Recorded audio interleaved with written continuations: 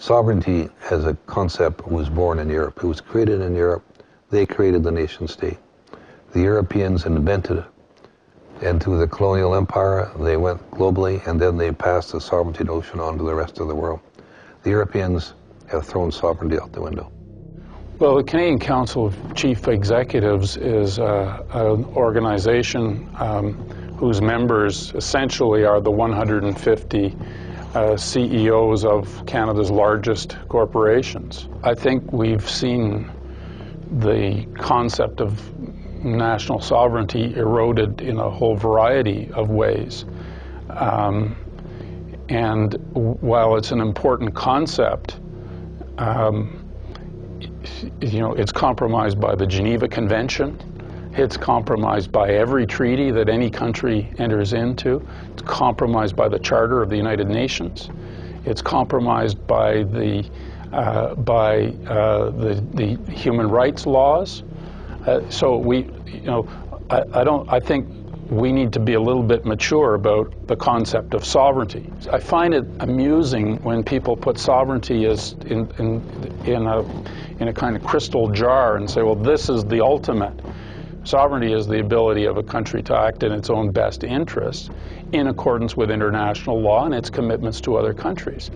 Because really, sovereignty is, national sovereignty is one of the tools that we use in order to give democratic expression, because we've got to break things down into a more manageable size, but at the same time, it's a concept to be exercised with a certain amount of care. Sovereignty has changed so greatly because of the phenomenon of globalization, where all issues become transnational, whether it's trade, the environment, health, it's all transnational. And so sovereignty has to be understood in a very different way. And at the heart of sovereignty, you have the absolute requirement for deep international cooperation. See, the UN was the first great body that sacrificed, tossed sovereignty out the window. You can't simply agree to every international agreement just because people say we live in a global system now. We live in an international society now. You have to look at it on a case-by-case basis. The people appointed to head these international groups are appointed by bankers, financiers, and multinational corporations, and not by people with any direct link to the people. So they're not appointed by your elected officials, they're appointed by the groups they're supposed to regulate. The idea of accepting a world that is truly global now, a world where we are interdependent, without looking at the root causes of that interdependence, and without looking at the problems that interdependence has caused, is a mistake. Foreign trade is the key to prosperity. Free trade will bring on a Great Depression. Hitler had a dream that his big business should dominate the world. He called his dream the New Order. Foreign big business was weakened during the war, and today American big business is the strongest. And they have a dream to dominate the world. This was not a natural occurrence, and just because we do live in a global interdependent world right now doesn't mean that we shouldn't take steps to mitigate that and to reduce our interdependence so we can be independent and we can independently decide what we want for our futures. Canadians are saying no to the North American Union, no to the SPP, and yes to Canada's sovereignty. There are people who equate sovereignty with shutting down the borders, with not collaborating with neighbors, but I think they've got it backwards. I think sovereignty means how do you strengthen the nation? How do you ensure that the people in a nation have access to health care and to food and prosperity and to security? And if that's the definition, then maybe the best way to approach that is to open it up, not to close it down. I am a staunch Canadian nationalist because of globalism, because there are global banking and financial institutions and corporations that seek to violate countries' sovereignties by doing whatever they want to those countries with or without the permission of the people in those countries. So because of the global forces at play, because of the global banking system, because of institutions like the IMF, like the United Nations, like the World Bank, like the WTO, that wield tremendous power over nations already, we need to defend sovereignty more than ever. All other notions that violate sovereignty, including multilateral trade agreements, take away from us the ability to control what happens in our countries. And that's why sovereignty is so important. Sovereignty is where you and fellow people of that country can determine how you want to live in that country. And without sovereignty, you can't.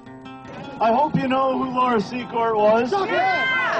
She lived on the American side of the border, and her husband was in the War of 1812, and he was wounded.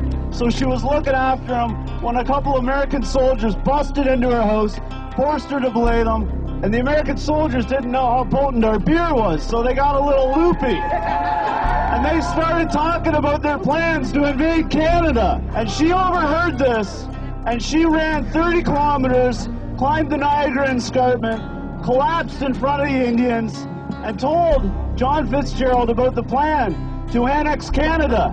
And she stopped it. All the Indians, all the troops, all the settlers, everyone bound together, and we pushed back the Americans. They let us. It breaks my heart to think that all that she did is for nothing. Right. Only for Canada to get annexed 200 years later, and we can't let that happen. You need to get out there, you need to tell your friends, you need to tell your family, we need to stop this SPP. To understand what's happening, we should look at what has occurred under the Security and Prosperity Partnership. That was the intergovernmental arrangement that began in 2005 when Prime Minister Paul Martin, President Vicente Fox from Mexico, and President George W. Bush met at his ranch at Waco, Texas. And they launched this partnership. The following year, they met again in Cancun, Mexico, and established what was called the North American Competitiveness Council. And this council has 30 executives, 10 from each country, who have direct access to the policy-making apparatus under the SPP. It's the next step towards the North American Union, with the one of the first bigger steps being NAFTA, the North American Free Trade Agreement. They have to do it in small stepping stones to condition the people to be able to accept such a thing. So SPP, Security and Prosperity Partnership, is another big step, which is uniting the three into one. I think the SPP was a good idea in principle, but ultimately it failed because it was implemented in a manner that that closed it off to public scrutiny.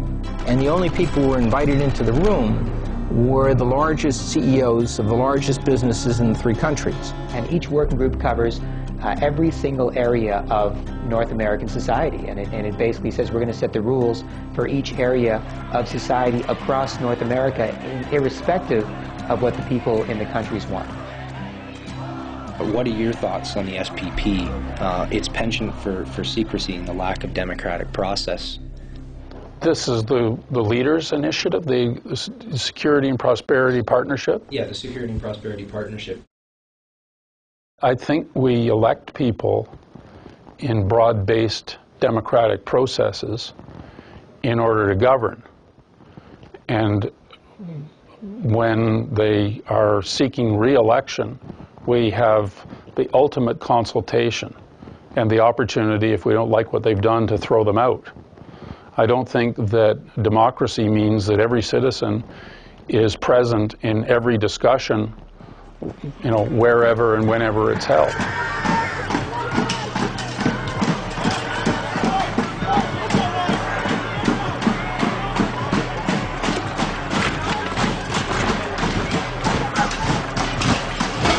This is the destruction of Canada, what's going on right now. Look behind me. This is the end of it. The end of our sovereignty is what's happening. How do you feel about the protest? I love that these people showed up, and I fear that things are going to get out of hand. Look at these guys. This is out of control. When did our police turn into these guys? Is this too much police for a protest like this? This is the militarization of our police, and here's proof right here. This is the death of Canada, which is happening right now. Our sovereignty is in trouble. what happened in Montebello was the people in 2007, in August, in Montebello, Quebec, were fed up with this 2.5-year-old trade deal going forward and merging every aspect of their society and harmonizing the regulations to the lowest possible standards according to what corporations want. They were sick and tired of the information not being given out to the public, not being openly shared, and of not being given any input into what was happening with respect to this massive trade deal. So they massed in Montebello what looked to be about 1,000, 1,500 protesters. There was a security perimeter around the meeting, and there was incredible police presence there.